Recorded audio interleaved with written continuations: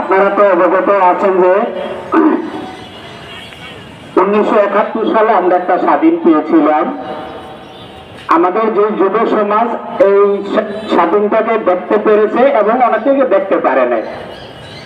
আলহামদুলিল্লাহ 2024 সালে 5ই আগস্ট যে স্বাধীনতাটা উপহারটা আমরা পেয়েছি, এই স্বাধীনতা আমাদেরকে ধরে রাখতে হবে নাকি এটাকেও আবার বিলিয়ে দিতে হবে?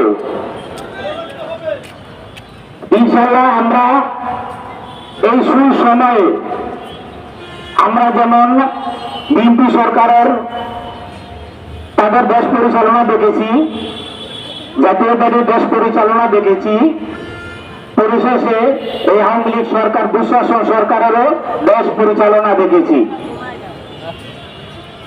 এখন বাংলাদেশের ইসলামী আন্দোলন বাংলাদেশ আমরা একটি রাজনৈতিক নিবন্ধিত দল। ইনশাআল্লাহ আগামীতে ইসলামী আন্দোলন বাংলাদেশ একটি নিবন্ধিত দল।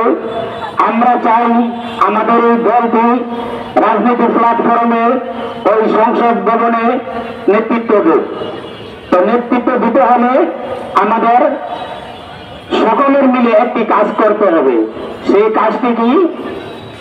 আমরা যারা তৃণমূল পর্যায়ে ওয়ার্ডের দায়িত্বশীল আছি, আমরা 3টা থানায় মিলে আমাদের 27টি ওয়ার্ড, এই 27টি ওয়ার্ডের 3টি থানা মিলে যদি তিনি হয় যে কোনো একজন প্রার্থী আমরা এমপি আমরা ক্যান্ডিডেট দেই, তাহলে শুধু তাদের ক্যান্ডিডেট দিলে হবে না।